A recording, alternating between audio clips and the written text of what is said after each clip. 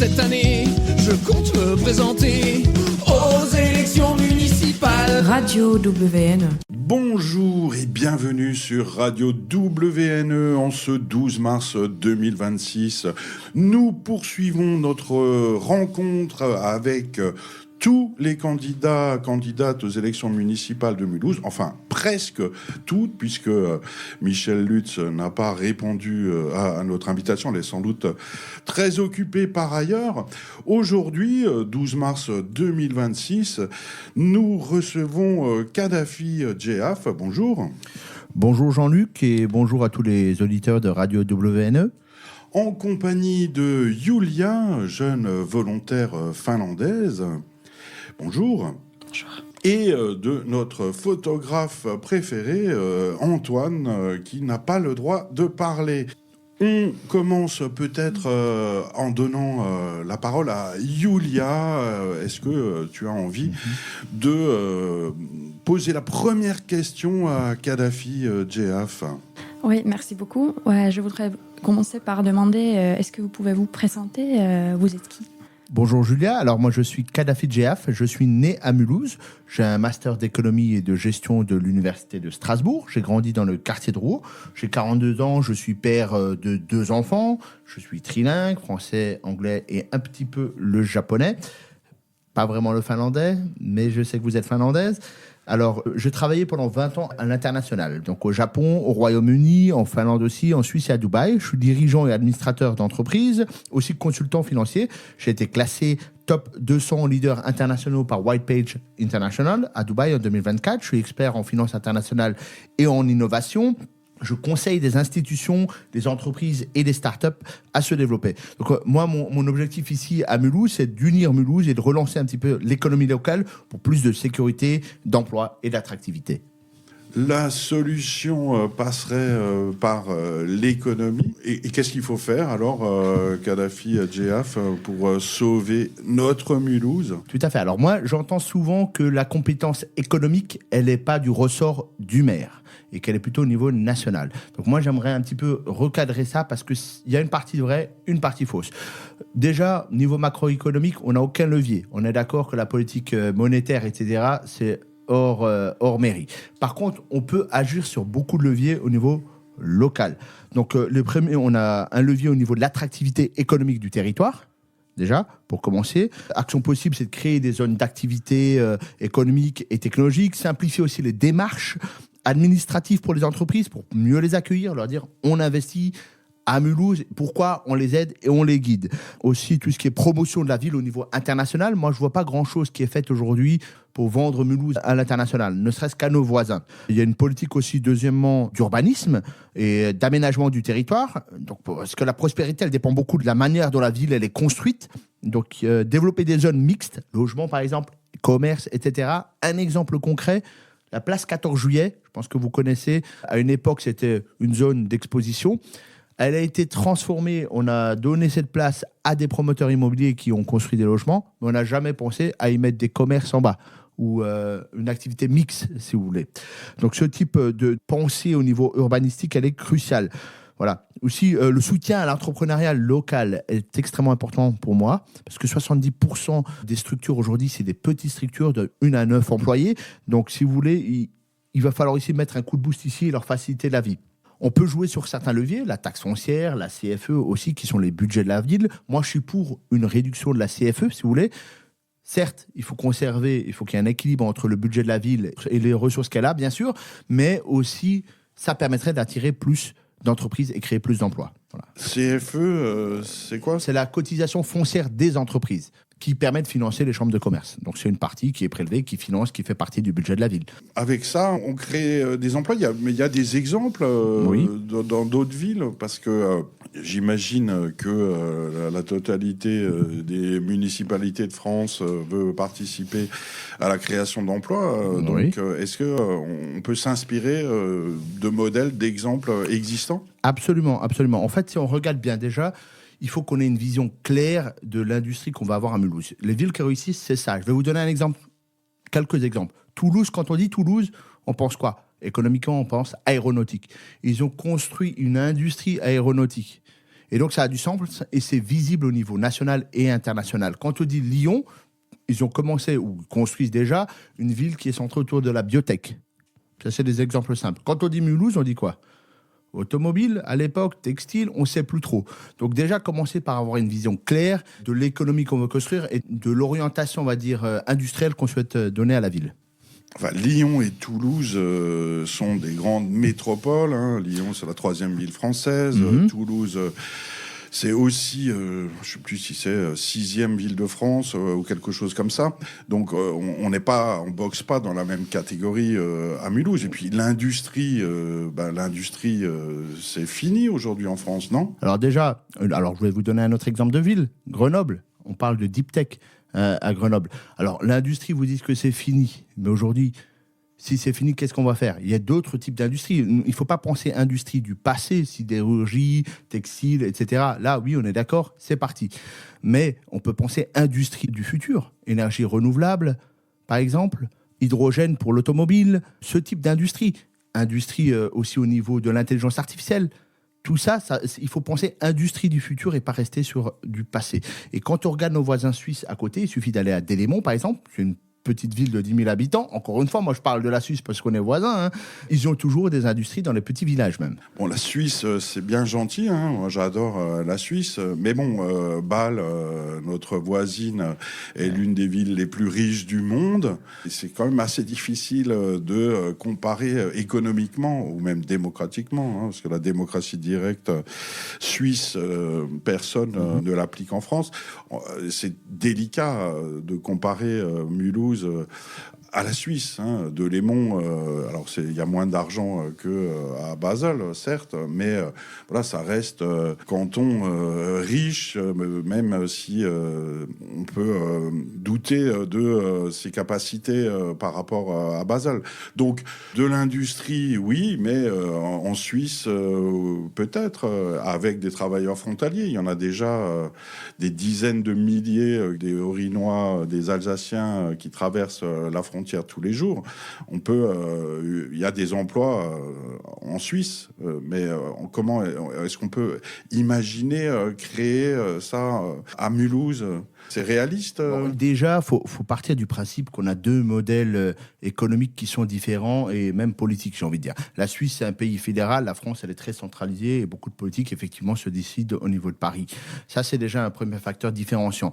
La politique fiscale, c'est la même. On va dire globalement, c'est Paris qui décide pour la politique nationale. Okay ? Pour moi, il faut quand même s'inspirer de la Suisse et s'amarrer à Bâle parce que c'est quand même une locomotive dans la région. Des gens vont venir travailler, on attire des chercheurs, on attire des entreprises à Bâle, mais quelque part, nous, on n'en bénéficie pas vraiment, à part avec des emplois frontaliers. Okay ? Mais est-ce qu'on veut être fataliste et rester là-dessus, à être les frontaliers, à aller travailler à Bâle ?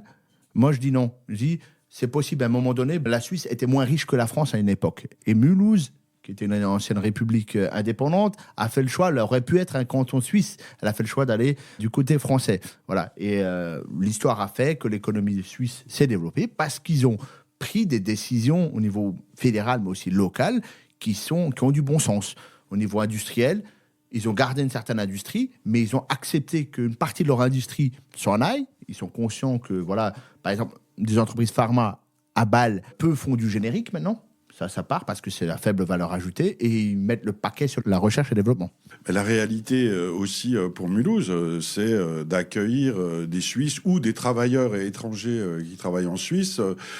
Ici, parce que le terrain n'est pas cher, les logements sont 3 fois, 4 fois moins chers qu'à Bâle. Hein. Un ingénieur écossais qui travaille en Suisse peut emménager au Rehberg, ça lui coûtera pas grand-chose. Pareil, Motoko ADMC est né parce qu'il y a un Suisse qui passait par là. Et il a toqué à la porte de Jean Rotner, qui, en voyant un Suisse intéressé par Mulhouse, lui a ouvert grand les portes. Enfin, voilà quoi, il y a du mètre carré pas cher, et c'est peut-être ça la solution avec nos amis suisses. Alors déjà, il n'y a pas beaucoup de liens au niveau économique avec la Suisse. Moi, je trouve, à part les travailleurs qu'on envoie et donc des talents qui sont envoyés en Suisse. Est-ce que vous pouvez me citer des grandes entreprises suisses qui sont basées à Mulhouse? Moi, j'en vois pas véritablement. Ça, c'est un premier point. Maintenant, on a du foncier disponible et des friches, et ça, je suis complètement d'accord avec vous, qui sont sous-exploités. On a du logement aussi vacant, et ça, j'aimerais en parler aussi. On a 16% de logements vacants à Mulhouse. Mais il faut dire aussi derrière qu'il y a une disparité en termes d'offres. Vous parlez d'un ingénieur suisse, il va s'installer au Rehberg, il ne va pas s'installer à Aristide-Briand, par exemple. Donc, est-ce que cette proximité avec la Suisse, ces travailleurs frontaliers, est-ce qu'ils vont faire aussi bénéficier les quartiers, de tous les quartiers de Mulhouse, en habitant dans ce quartier, en dépensant dans ce quartier? Pour l'instant, ça, je ne le vois pas.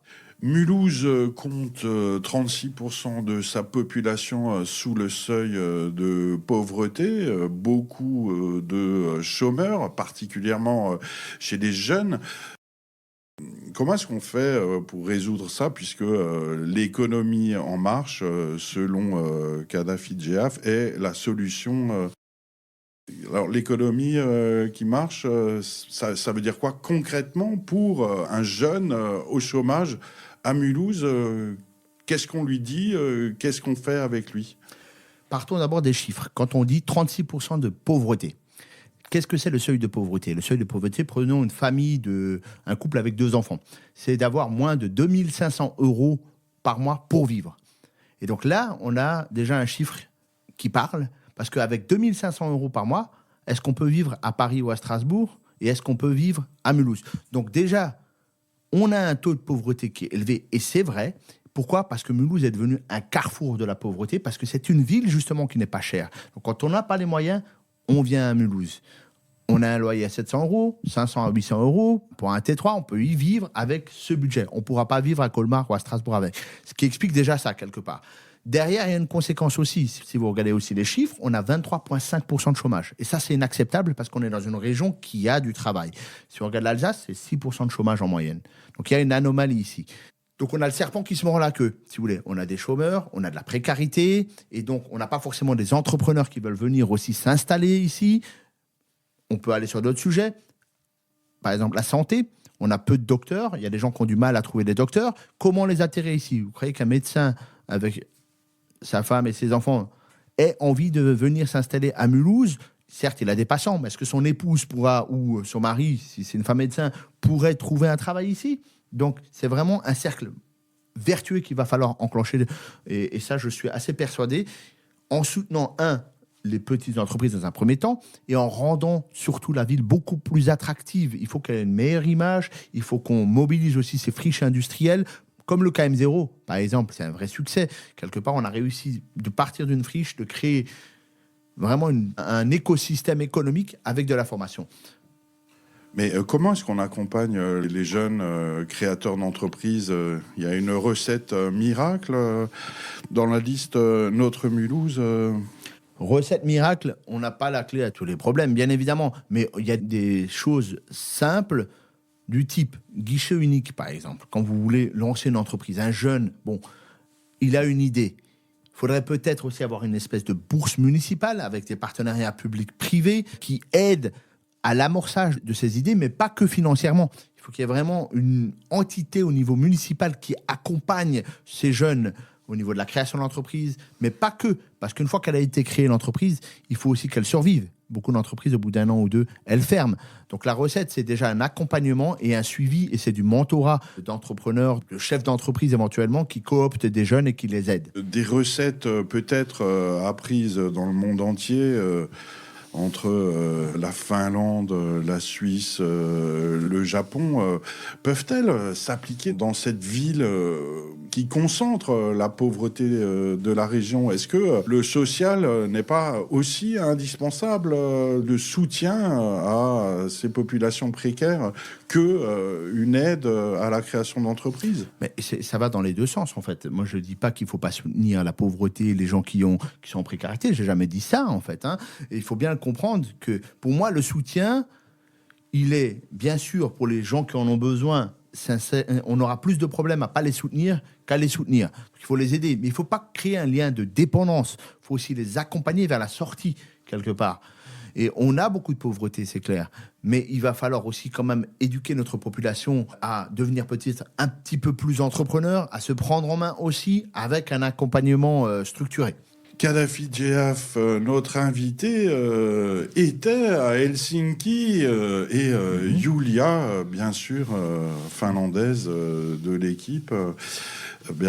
Tu as sans doute des questions à poser à Kadhafi Djehaf. Comme il y a des jeunes et des résidents qui vivent à Mulhouse, mais qui ne peuvent pas voter, quel message aimeriez-vous adresser à ces résidents et comment les jeunes résidents peuvent participer quand même aux politiques? Alors, pour moi, j'ai vu qu'il y avait des propositions de faire participer des jeunes à partir de 14 ans à voter. Pour moi, on n'est pas encore vraiment dans l'âge de raison. Voilà. On peut leur dire de voter, mais déjà, pour moi, il faut déjà commencer par sensibiliser les 18-29 ans qui ne votent pas. C'est ça qu'il faut déjà faire. Ces gens-là, 80% d'entre eux ne votent pas. Vous voyez, donc prendre le mauvais cheval, c'est pas la solution. Je suis pas contre plus tard à faire participer les jeunes de 14 ans à partir de 14 ans, et c'est une très belle initiative. Mais il faut d'abord s'attaquer à l'existant. Donc vraiment motiver les jeunes de 18 à 29 ans à aller voter. Mais comment on les motive? Parce que plus personne, enfin j'exagère bien sûr, hein, mais plus grand monde ne croit en la politique. On est déçus souvent, et les jeunes en premier. D'ailleurs, la politique, on n'apprend pas la politique à l'école, hein, c'est-à-dire qu'après le bac, eh bien, il n'y a aucune explication. Par exemple, la différence entre la droite et la gauche, c'est pas quelque chose qu'on étudie au lycée. Hein. Donc, on arrive à 18 ans. Si on n'a pas des parents qui s'intéressent à la politique, on acquiert le droit de vote sans forcément savoir que la droite, l'extrême droite, la gauche, le centre, c'est pas la même chose. Qu'est-ce qu'on fait pour ça? Parce que il n'y a pas forcément... Comment voter alors que on ne connaît pas la politique et on n'a jamais appris ce qu'est la politique? Alors moi, je pense que la réponse, elle est dans votre question, parce que vous dites on ne comprend plus ce qui est à droite, ce qui est à gauche, au centre. Le cœur du problème, il est là. C'est que les jeunes, aujourd'hui, ils sont perdus. Ils ne voient pas d'impact qui est la droite ou la gauche qui soit au pouvoir quelque part. Ils ne voient pas l'impact sur leur quotidien et une amélioration quelque part. Moi, je pars toujours de chiffres et de statistiques. Il y a quelques années, il y a 10 ans, il y avait 25% de chômage. Aujourd'hui, c'est toujours la même chose. Donc, eux, aujourd'hui, leur quotidien n'a pas changé. Bien qu'il y ait eu une fois la gauche, une fois la droite qui soit au pouvoir. Donc, ça leur paraît diffus, ces concepts de droite-gauche, puisque rien ne change dans leur quotidien. Donc, pour moi, il faut vraiment les faire participer. Et c'est pour ça qu'aujourd'hui, on voit 11 listes à Mulhouse, je pense, et beaucoup de listes sans étiquette. Et j'en suis le premier. Je ne suis pas issu du milieu politique, mais plutôt du milieu économique. Et je m'engage personnellement parce que je pense qu'il y a des façons de faire différentes et beaucoup plus pragmatiques. Et lorsque je parle à la population, Aristide Briand, Rehberg ou autres, tout le monde me dit la même chose, en fait. À quoi ça sert? À quoi bon? On a voté pendant des années, ça sert à rien. Et ils entendent ce discours dans leur famille, leurs parents leur dire... Eh ben, il y a une espèce de désaveu généralisé des jeunes là-dessus. Donc, redonner de l'envie d'aller y croire et de voter, ça commence déjà aussi par tenir ses promesses, de ne pas faire sans promesses, et peut-être d'avoir des nouveaux visages qui émergent dans la politique locale. Mais le chômage existe depuis les années 70 en France. Hein. Alors, régulièrement, on nous explique des solutions pour qu'il y ait moins de chômeurs et de chômeuses. Mais est-ce que la réalité, c'est pas... Voilà, on a des personnes sans emploi et il est impossible aujourd'hui de fournir un emploi à tous les Français, toutes les Françaises et encore moins à tous les Mulhousiens, toutes les Mulhousiennes. Est-ce que la solution, ce serait pas plutôt de se dire, voilà, on a un chômage important et on va essayer de proposer des solutions aux chômeurs qui vont rester au chômage, c'est-à-dire des activités bénévoles ou autres, plutôt que de dire on va trouver un travail pour tout le monde, parce que c'est pas possible, on n'arrive plus à y croire à ça. Alors moi, je suis pas encore une fois fataliste. Je pense qu'on peut y arriver à réduire ce chômage en investissant. Je vous donne des exemples simples. Je vois les dépenses qui ont été faites publiques Okay. Au niveau de la mairie, ces dernières années, sur la rénovation de routes qu'on a transformées en autoroutes cyclables. Alors moi, je suis quelqu'un qui fait du vélo, d'accord, mais est-ce que ce sont des investissements qui sont productifs et qui créent de l'emploi? Une fontaine au centre-ville qui a été remplacée, je pense que tout le monde est d'accord là-dessus, c'est une dépense d'argent inutile. Plus d'1 million d'euros, je crois 1,5 million d'euros, ont été dépensés sur quelque chose qui était inutile. Donc déjà, il faut commencer par la mairie et les dépenses budgétaires qui vont être faites, il faut qu'elles soient vraiment rentables quelque part économiquement. Et ça commence par investir dans peut-être un incubateur pour créer des startups, pas juste aider et donner de l'argent gratuitement à droite, à tort et à travers. C'est pas ça la solution. La solution, c'est de l'investissement productif qui crée de l'emploi. Donc dire qu'on ne peut pas créer de l'emploi et qu'il faut offrir autre chose, moi je suis pour à 100% le bénévolat, mais je pars du principe qu'on peut créer de l'emploi. Rêvons à créer des millions d'emplois avec Kadhafi JF. Et Yulia, une question peut-être? Oui, merci. Je voudrais mieux connaître le système français, les politiques municipales. Donc, est-ce que vous pouvez m'expliquer un peu les réunions du conseil municipal et comment les élus travaillent-ils au quotidien pour préparer les décisions pour les résidents?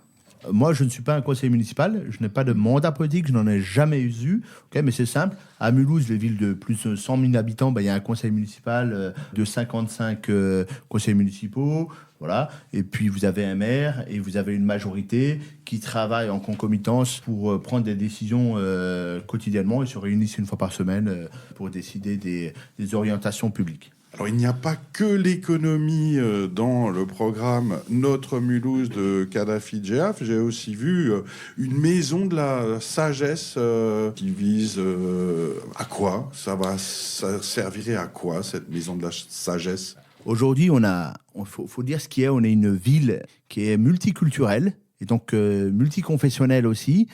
Et on a des lieux de culte de toutes les religions et de toutes les mouvances. Okay, sauf que moi, ce que je remarque aujourd'hui, c'est que chacun vit dans son coin, pratique sa religion. Il y a quelques échanges, il y a des groupes d'échanges, mais j'aimerais vraiment qu'on mette ça en avant et que chacun puisse mieux se comprendre, créer une espèce de lieu unique qui réunirait en son sein, c'est pas un lieu de culte, c'est une maison de la sagesse qui réunirait toutes les religions, toutes les croyances aussi et non-croyances, que les gens puissent organiser des conférences, mieux se connaître et échanger, tout simplement. Ça serait un lieu de fraternité et de tolérance.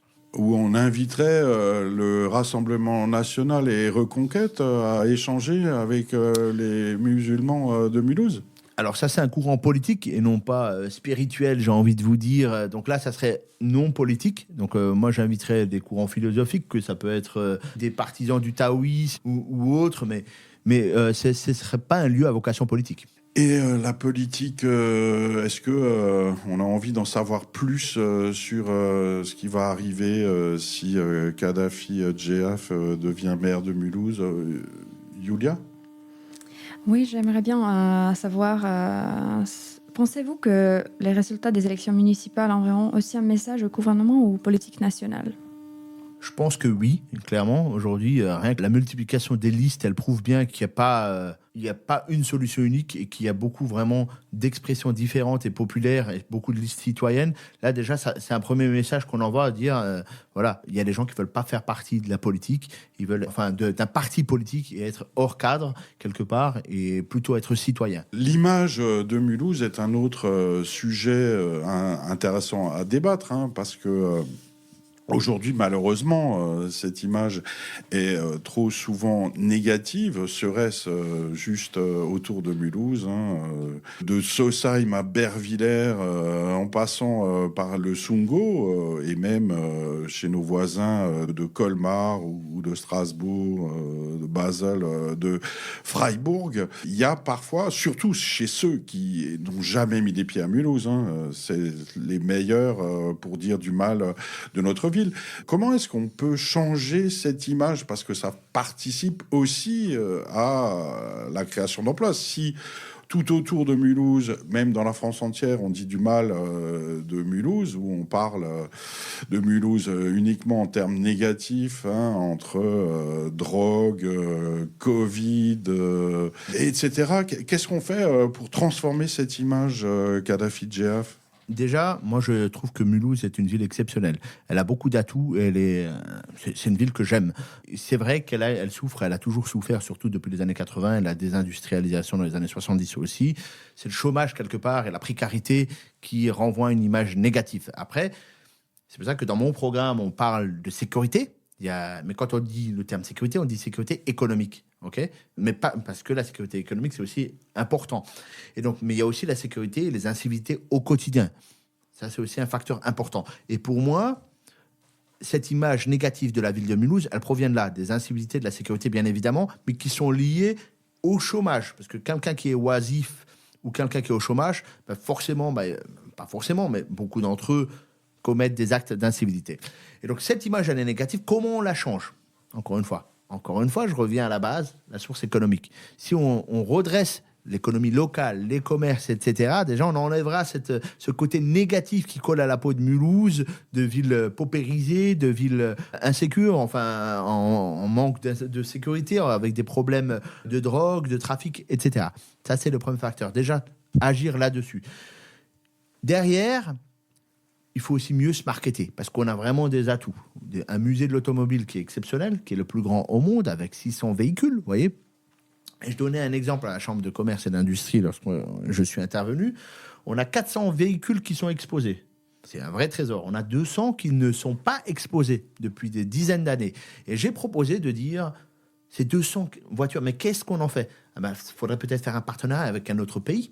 Les Émirats sont intéressés, avec qui j'ai discuté. New York a ouvert son musée de l'automobile. On pourrait leur prêter ces véhicules, vous voyez. Et ça contribuerait à faire rayonner la ville, en fait. Ça, c'est le plus important.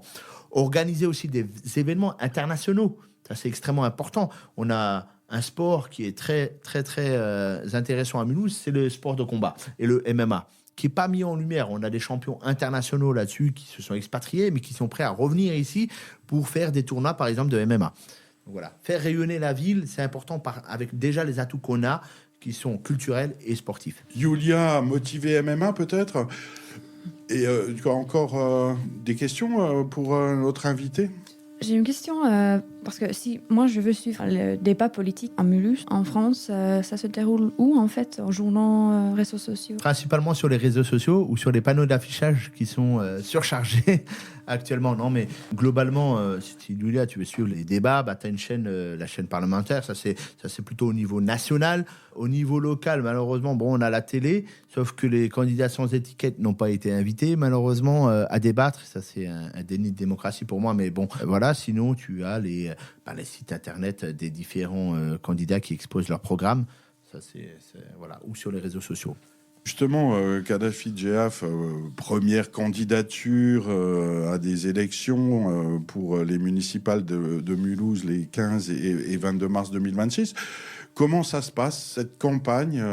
Donc, il y a eu des débats BFM Alsace, ici Alsace, où il y avait uniquement 3 ou 4 candidats invités.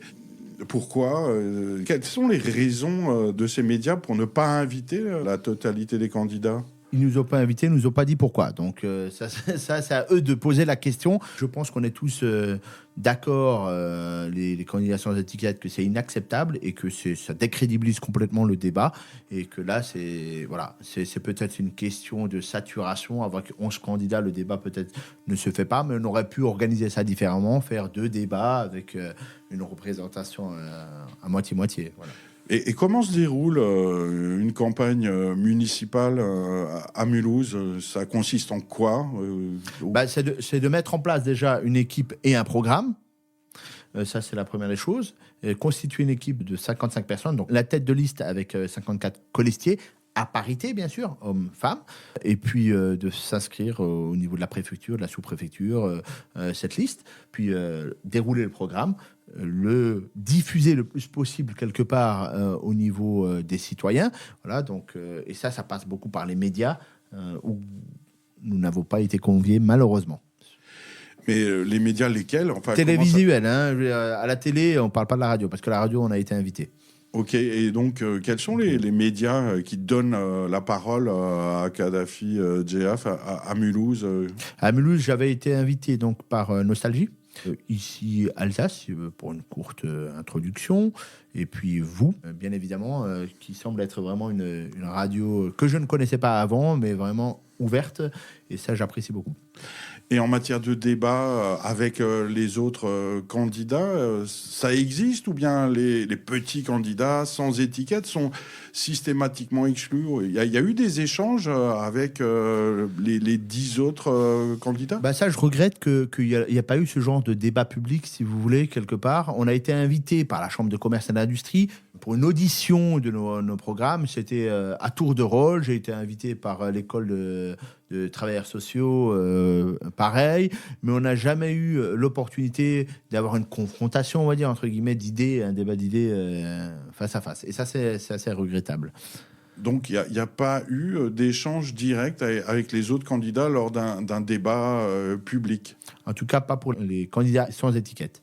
Et sinon, juste puisque l'économie est le focus numéro 1 de notre Mulhouse, combien ça coûte de se présenter aux élections municipales à Mulhouse? Alors, je ne vais pas vous répondre avec un chiffre parce qu'on n'en a pas encore, mais nous, on fait vraiment une campagne vraiment très sobre. Et c'est volontaire. Pourquoi? Parce que quand on réfléchit bien, certes, on peut se faire rembourser à hauteur de 47,5% de nos dépenses, si on dépasse les 5%, et on n'a pas de doute de le faire, mais qui paye à la fin? C'est vous, Jean-Luc, c'est vous, Julien, qui allez payer, parce que vous payez des impôts. Okay, c'est le contribuable à la fin qui rembourse. Donc moi, je suis anti-dépenses illimitées et maximisées, je crois que c'est à hauteur de 120 000 euros. Donc pour moi, c'est un petit peu de la gabegie. Et quel est le haut lieu des débats politiques à Mulhouse pendant cette campagne électorale? C'est où qu'on cause politique? Est-ce que ça serait le marché couvert de Mulhouse où chaque samedi et puis parfois le mardi et le jeudi, on trouve les candidats qui distribuent leurs tracts depuis le Rassemblement national jusqu'à Lutte ouvrière? Est-ce que c'est là que ça cause politique ou c'est ailleurs? Où bat le cœur de la démocratie locale pendant cette campagne? Alors moi, j'ai l'impression qu'il n'y en a pas vraiment de cœur, que chaque candidat va là où il le souhaite, dans son quartier. Moi, j'ai croisé d'autres candidats au niveau du marché, effectivement. On a eu l'occasion de discuter avec d'autres candidats, d'échanger, mais ça s'arrête là. Ouais. Mais que répondent les Mulhousiens, les Mulhousiennes face à un candidat qui veut sauver Mulhouse? Peut-être pas, hein, mais... J'ai pas la prétention, en tout cas, pour l'instant, mais d'aider. Ouais, parce que les Mulhousiens, les Mulhousiennes, souvent refusent de causer politique. Ça ne m'intéresse pas, je ne vote pas, etc., etc. C'est quoi la réaction des Mulhousiens, des Mulhousiennes quand Kadhafi Djehaf arrive avec son flyer Notre Mulhouse? Alors, déjà, il y a une réaction de surprise, vous voyez, parce que j'ai l'impression d'être un ovni dans l'arène politique. Donc, c'est un visage nouveau. Ils n'ont pas vu venir, ils sont surpris. Beaucoup de gens me connaissent dans certains quartiers pour d'autres raisons, parce que j'ai aussi quand même grandi ici. Ils m'ont suivi aussi au niveau de mes activités professionnelles à l'international. Mais la première réaction, c'est « Ah, enfin, un visage nouveau ». Sur la scène, parce qu'on voit toujours les mêmes quelque part, et c'est un peu une réalité, j'ai envie de dire, et c'est surprenant. Et puis en parlant avec eux, ils se disent oui, en plus ils nous parlent de quelque chose, voilà. Et sur mon flyer, comme vous dites, j'ai inscrit des jobs. Oui, il faut des jobs, et c'est ce que veulent les gens, ils veulent bosser. Des nouveaux, il y en a quand même pas mal dans cette campagne électorale. Hein. Elliot Gafanèche, 20 ans, étudiant, tête de liste de la France Insoumise, par exemple. Mais des nouveaux, on en a aussi ici avec Julia, qui est mulhousienne depuis peu. Oui, je voudrais bien savoir, c'est comment en Mulhouse, après les élections, est-ce que les résidents, ou comment est-ce que les résidents peuvent suivre, même après les élections, le débat politique, ou ça continue où? Alors, c'est déjà dans la rue, je pense. Il y a le conseil municipal, bien sûr, vous pouvez y aller et puis suivre ça. C'est aussi en ligne, hein, sur le site de la mairie. Et il y a une diffusion vidéo du conseil municipal et des activités qui y sont menées, principalement. Mais personne ne va voir le conseil municipal, c'est terrible, à part ceux qui sont payés pour venir, les journalistes par exemple. Alors, à ce niveau-là, c'est pour ça que moi je dis effectivement, les gens n'ont pas le temps, forcément, ceux qui bossent. Hein. Faut être réaliste, on peut mettre les vidéos qu'on veut, mais elles ne sont pas regardées. C'est pour ça que moi je proposais plus de transparence, mais comment ? Vous allez me dire. Les gens ne savent pas ce qui se passe et moi je veux du résultat et du rendu. Il faut avoir des indicateurs clairs. Il faut dire la vérité aux gens. Je vous mets un tableau de bord au centre-ville où vous passez régulièrement ou au marché et je vous dis, voilà en 2020 le taux de chômage, voilà le taux de pauvreté, voilà le nombre d'emplois, le nombre d'habitants et puis versus, entre guillemets, cette année, qu'est-ce qu'on a amélioré. Et moi, je veux que ce soit visible et clair partout. Ça, c'est la première chose. Et aussi, une démocratie participative, parce qu'aujourd'hui, il n'y a pas. Aujourd'hui, il y a des aménagements qui ont été faits dans les quartiers. On n'a rien demandé. Moi, je parlais avec des jeunes du quartier de Rouen. On leur a fait des aménagements et on a tué les commerces. On n'a rien demandé à personne. Vous voyez ? Donc, il y a aussi un manque de transparence et de participation citoyenne qui est complètement absente, j'ai envie de dire, aujourd'hui. Avoir une application. Aujourd'hui, tout le monde, par contre, a un téléphone. On a une application. Vous avez Allo Proximité pour aller louer son vélo quelque part. Au lieu de faire une seule application pour toute l'agglomération mulhousienne qui réunit tout, si vous voulez, et rajouter même un onglet, voilà le débat, voilà les projets qui sont en jeu, votez. Votez, même si ça n'aura peut-être pas forcément un impact, mais dites-nous votre avis. Est-ce que la démocratie directe suisse, est-ce qu'on pourrait s'en inspirer à que il y a des consultations citoyennes à lancer comment est-ce qu'on redonne envie aux Mulhousiens, aux Mulhousiennes de s'intéresser à la politique locale ? Est-ce que si on fait des référendums comme à Bâle ou à Delémont ou dans toute la Suisse, où on réunit, ça dépend des quartiers, des villes, quelques centaines de signatures et hop, on a le droit à sa votation, son référendum, quand ils veulent une rue piétonne, ils votent avant donc la Suisse est championne en matière de démocratie directe. Est-ce qu'on pourrait appliquer ça à Mulhouse ou est-ce que c'est totalement utopique ? Alors, je pense que ça, c'est plutôt au niveau national qu'il faut, tout ce qui est référendum, votation populaire. Mais on peut mettre la main à la pâte pour la mairie et vraiment faire ce type de votation populaire pour la mairie. Et c'est ce que je disais. Aujourd'hui, il faut être réaliste. Avec une application, on pourrait au moins demander l'avis, informer et demander l'avis à nos concitoyens de Mulhouse. En tout cas, les Mulhousiens, les Mulhousiennes, même s'ils ne s'intéressent pas forcément suffisamment à ces élections, sont nombreux à s'y présenter, puisqu'il y a plus de 620 candidats sur les 11 listes, donc 55 colistiers sur chaque liste, sur la liste Notre Mulhouse de Kadhafi Djehaf. Mais qui sont tous ces colistiers Ils viennent d'où ? C'est qui ? Alors, c'est vrai que c'est une question qui revient souvent. On a constitué une liste qui représente vraiment Mulhouse. Et quand je dis représente vraiment Mulhouse, c'est statistique. Moi, je me suis inspiré des statistiques de l'INSEE, si vous voulez, pour la constituer au niveau des catégories socio-professionnelles. J'ai pas voulu avoir une liste où on a 50% de cadres et le reste des retraités. J'ai vraiment pris les chiffres de l'INSEE et je me suis dit, mais c'est quoi la démographie de Mulhouse aujourd'hui ? On a 20% de chômeurs, et quand on dit des chômeurs, en fait, c'est pas vraiment tous des chômeurs, c'est des sans activité, si vous voulez. Et il y a des mères de foyer, mères au foyer, 10%, et vous avez aussi 10% d'ouvriers, vous avez 7% de cadres. J'ai voulu que cette liste, elle représente les CSP de Mulhouse. Et ça, c'était le premier critère. Le deuxième critère, c'est de dire, aucun d'entre eux n'a jamais fait de politique, et n'a jamais été vraiment engagé. Donc, on allait les convaincre dans notre réseau, si vous voulez, pour dire, voilà, c'est quelque chose qui peut changer votre vie. Il y a des postiers, il y a des esthéticiennes, il y a des cadres aussi, il y a des retraités. Et c'était ça le but, de dire, on a une vraie liste citoyenne qui représente les habitants telle qu'elle est statistiquement, et en même temps, c'est des gens qui ne sont pas forcément naturellement attirés par la politique, mais qui veulent quand même, qui en ont marre et qui veulent quand même nous suivre. En tout cas, Mulhouse a changé la vie de Julia aussi. Oui, j'ai compris qu'en France, il y a des départements, des régions, les communes. Ça marche comment les décisions pour les régions les départements sont prises où, en fait ? C'est dans les communes ou pas ? Alors, il y a un conseil communautaire, vous voyez, au niveau de l'agglomération, qui prend certaines décisions.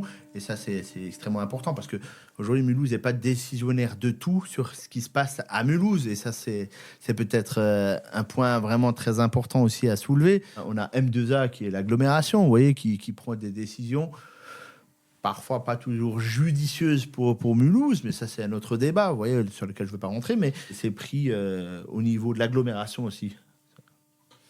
Alors, ce qui est intéressant aussi lors des élections, c'est que chacune peut se présenter. Alors, les municipales, c'est un peu plus compliqué qu'une législative, puisqu'il faut trouver 54 colistiers.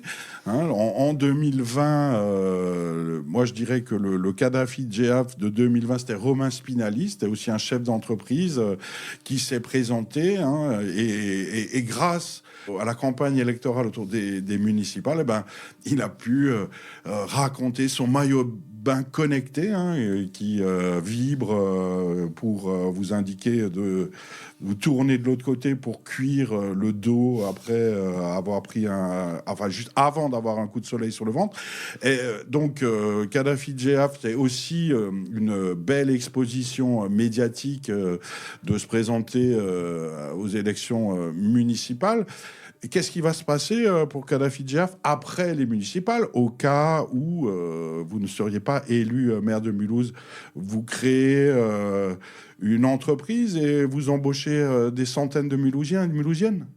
Alors, moi, aujourd'hui, je n'ai rien à vendre, si vous voulez. Je ne cherche pas à vendre. Et l'exposition médiatique, bon, très bien, c'est vraiment pour le programme et c'est pas pour ma personne ou mes activités. Parce que surtout que mes activités, aujourd'hui, elles sont pas à Mulhouse. Je suis consultant international. Mes clients sont suisses, sont allemands, sont japonais, malheureusement pas encore mulhousiens. Donc, voilà, et je cherche pas forcément une exposition médiatique pour un but commercial et heureusement que non.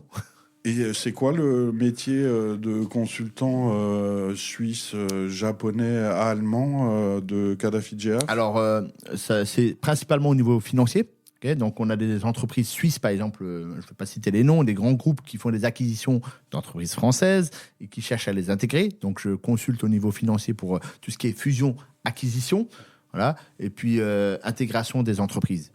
Ça, c'est une de mes activités et aussi certaines startups au niveau international, notamment au Japon, qui sont dans l'intelligence artificielle et qui cherchent à lever des fonds. Voilà.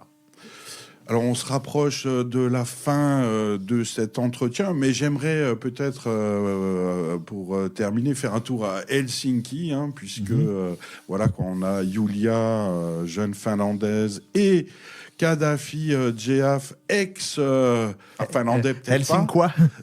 Donc, dites-moi, tous les deux, à quoi ressemble Helsinki? Est-ce que c'est une ville où on peut partir en vacances? C'est une ville où on peut travailler, où on trouve des emplois? La Finlande et Helsinki en deux versions. Je vous écoute. Commençons avec Kadhafi GEAF, qui était en Finlande combien de temps? Alors, moi, j'ai vécu 1 an en Finlande. C'était entre 2007 et 2008. Donc, petite anecdote, je suis arrivé le 21 décembre à Helsinki, donc le jour le plus court de l'année. Et donc, dans les pays nordiques, il fait nuit jusqu'à 10h, 11h du matin. Donc, voilà, on avait 1 mètre de neige.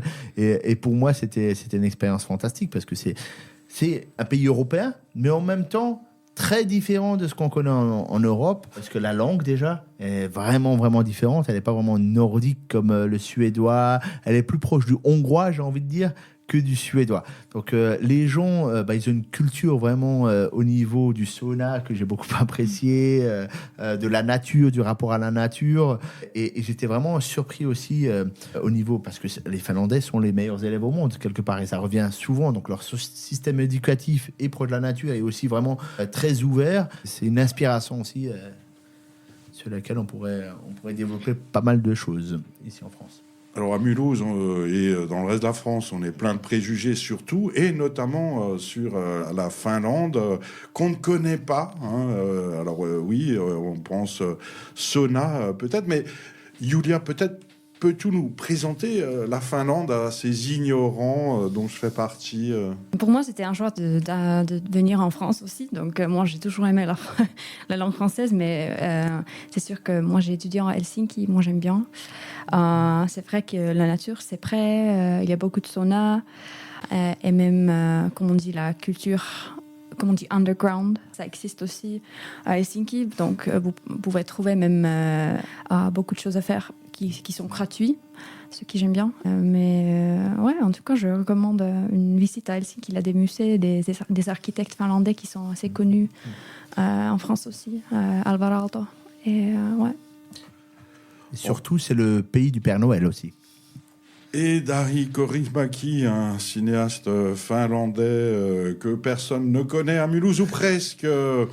Voilà, et peut-être pour terminer, Kadhafi Djehaf, pourquoi voter Kadhafi Djehaf et la liste Notre Mulhouse le dimanche 15 mars 2026 ? Pour quelles raisons ? Pourquoi ?